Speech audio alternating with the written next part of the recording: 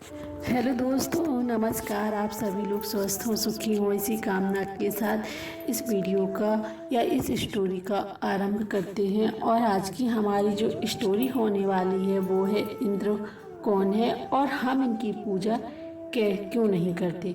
तो मित्रों, जैसा कि हम सभी जानते हैं कि हिंदू धर्म में इंद्र देव को देवताओं का राजा माना जाता है और यही वजह है कि इंद्र देव को देवराज भी कहा जाता है। परंतु अब यहाँ ये सवाल उठता है कि जब इंद्रदेव देवों के राजा हैं तो हिंदू धर्म को मानने वाले लोग उनकी पूजा क्यों नहीं करते, या फिर पूरे भारतवर्ष में इंद्रदेव का कोई भी मंदिर क्यों नहीं है। तो दोस्तों, आपको बता दूं कि हिंदू धर्म ग्रंथों में कई ऐसी कथाओं का भी वर्णन किया गया है जिनकी वजह से देवराज होते हुए भी इंद्रदेव की ना तो पूजा की जाती है और ना ही उनका कहीं मंदिर बना हुआ है। तो आपको इस कहानी के माध्यम से हम आपको बताएंगे जो पौराणिक कथाएं प्रचलित हैं इंद्रदेव के बारे में। तो आइए जानते हैं दोस्तों इंद्रदेव की पूजा क्यों नहीं की जाती। इस बारे में बताने से पहले मैं आपको बता दूं कि इंद्रदेव कौन है। हिंदू धर्म ग्रंथों के अनुसार इंद्र किसी देव का नाम नहीं, बल्कि जो भी स्वर्ग लोक की गद्दी को प्राप्त कर लेता था उसे इंद्र की उपाधि दी जाती थी। ऐसा माना जाता है कि अब तक कुल 14 इंद्र हो चुके हैं, जिनका नाम इस प्रकार है: यजन, विपश्चित, शिबी, विदु, मनोजव, पुरंदर, वाली, अद्युत, शांति, विष, ऋतुधाम, देवास्पति और शुचि। ऐसा माना जाता है कि इंद्र पद पर जो भी आसीन होता है उसे हमेशा अपने सिंहासन छीनने का डर बना हुआ रहता है।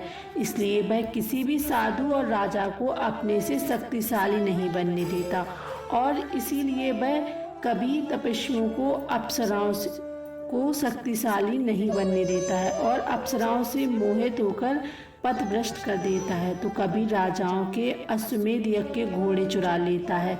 ऐसी ही एक कथा का वर्णन विष्णु पुराण में मिलता है, जिसके बारे में ये माना जाता है कि इस घटना के बाद इंसानों ने पृथ्वी लोक पर इंद्रदेव की पूजा करना बंद कर दिया है। तो आइए आपको एक कथा बताते हैं।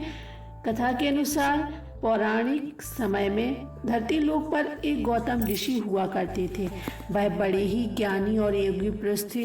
वे एक जंगल में अपनी पत्नी के साथ कुटिया बनाकर रहते थे। उनकी पत्नी का नाम अहिल्या था। अहिल्या अत्यंत ही सुंदर होने के साथ एक पतिव्रता स्त्री भी थी। जो कि अहिल्या को देखता वो उनकी सुंदरता पर मोहित हो जाता। एक दिन की बात है कि अहिल्या कुटिया में अपने पति गौतम ऋषि की सेवा कर रही थी। उसी समय इंद्रदेव वहां से गुजरे और वो अहिल्या की सुंदरता को देखकर उन पर मोहित हो गए। हालांकि उस समय तो इंद्रदेव धरती लोक से स्वर्ग वापस लौट कर आ गए, लेकिन इंद्र का मन अहिल्या पर लटका रहा। वो सोचने लगे कि ऐसा क्या किया जाए जिससे ये रूपवती स्त्री उन पर आसानी से अपना सर्वस्व निछावर कर दे।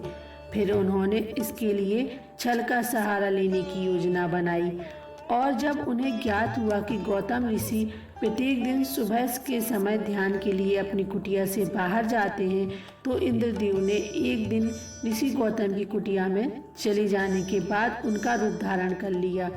अहिल्या के पास पहुंचे। यह देखकर पहले तो अहिल्या ने मन ही मन सोचा कि आज इतनी जल्दी मेरे स्वामी कैसे आ गए, परंतु उन्होंने ऋषि गौतम रूपी इंद्र से कोई भी प्रश्न नहीं किया और उनकी सेवा में जुट गई। उधर कुछ समय बाद जब वास्तविक गौतम ऋषि कुटिया वापस आए तो उन्होंने अहिल्या को किसी बहुरूपीय के साथ देखा और फिर उन्हें यह समझते देर नहीं लगी कि ये बहुरूपिया और कोई नहीं, स्वर्ग का राजा इंद्र है। ये देखते ही वे क्रोधित हो गए। क्रोध के आवेश में आकर ऋषि ने देवराज इंद्र को श्राप दिया कि जिस स्त्री की योनि के लिए वो इतना अशाक्त रहता है, वैसे ही 1000 योनियां तुम्हारे शरीर पर निकल जाएं और देवताओं के राजा होने के बाद भी तुम्हारी पूजा अन्य देवताओं की तुलना में ना के बराबर हो। और अपनी पत्नी अहिल्या को पत्थर बन जाने का श्राप दे दिया। ऐसे सुनते ही इंद्र और वास्तविक रूप में आ गए और ऋषि के पैर पकड़ लिए और गिड़गिड़ाने लगे। यह देख गौतम ऋषि को उस पर दया आ गई और उन्होंने इंद्र के शरीर पर उभर आई योनियों को आंखों में परावर्तित कर दिया, जबकि देवी अहिल्या द्वारा बार बार क्षमा याचना करने पर यह कहने पर कि मेरा कोई दोष नहीं है, पर गौतम ऋषि ने कहा कि तुम शिला बनकर यहाँ निवास करोगी।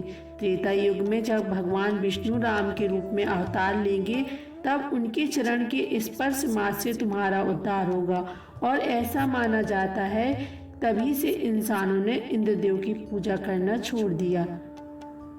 जबकि दूसरी कथा के अनुसार भगवान विष्णु के अवतार लेने से पहले ब्रज में इंद्रोत्सव बड़े ही धूमधाम से मनाया जाता था, परंतु जब श्री कृष्ण बड़े हुए तो उन्होंने देखा कि ब्रजवासी बड़े ही धूमधाम से इंद्र की पूजा कर रहे हैं। तब उन्होंने ब्रजवासी से कहा कि तुम लोगों को किसी ऐसे व्यक्ति की पूजा करनी चाहिए जो ना ईश्वर हो और ना ईश्वर तुल्य हो। इसके बदले में तुम लोग गाय की पूजा क्यों नहीं करते, जिससे हमें सभी का जीवन चलता है। इसके अलावा श्री कृष्ण ने ब्रजवासियों को गोवर्धन की पर्वत की पूजा करने के लिए कहा। यह सुनकर पहले तो ब्रजवासियों ने कहा कि अगर हमने देवराज इंद्र का पूजा करना छोड़ दिया तो वो क्रोधित हो जाएंगे और फिर हमारे यहाँ वर्षा भी नहीं होगी। ऐसे में हम अपनी गायों को चारा कैसे खिला पाएंगे। तब श्री कृष्ण ने कहा, इसलिए हम किसी ऐसे देवता की पूजा क्यों करें जो हमें भय दिखाता हो। मुझे कभी देवता का डर नहीं। अगर हमें चढ़ावे और पूजा का आयोजन करना ही है तो हम गोपोत्सव मनाएंगे, इंद्रोत्सव नहीं। उसके बाद सभी लोगों ने श्री कृष्ण की बातों से सहमत हो गए और उन्होंने निश्चय किया कि आज से वो इंद्र की जगह गाय और गोवर्धन पर्वत की पूजा करेंगे।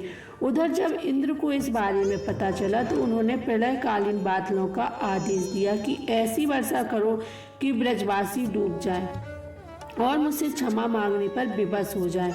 इंद्र की आज्ञा से बादल मूसलाधार जल बरसाने लगे और जब लंबे समय तक वर्षा नहीं थमी और ब्रजवासी कराहने लगे तो भगवान श्री कृष्ण ने गोवर्धन पर्वत को अपनी उंगली पर धारण कर उसके नीचे ब्रजवासियों को बुला लिया।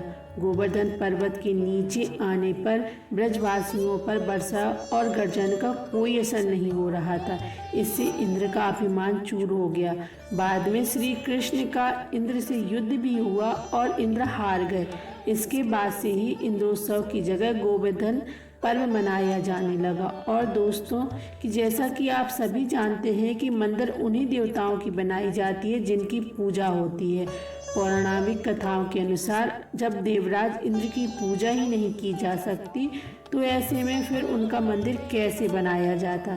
तो धन्यवाद दोस्तों, आपने ये जाना कि कैसे इंद्र देव की पूजा क्यों नहीं की जाती है। अगर आपको ये स्टोरी अच्छी लगी हो तो प्लीज़ इस वीडियो को लाइक कीजिए, शेयर कीजिए और इस चैनल को सब्सक्राइब कीजिए ताकि आपके लिए ऐसी ही नई वीडियो मैं लेकर आ सकूं। धन्यवाद।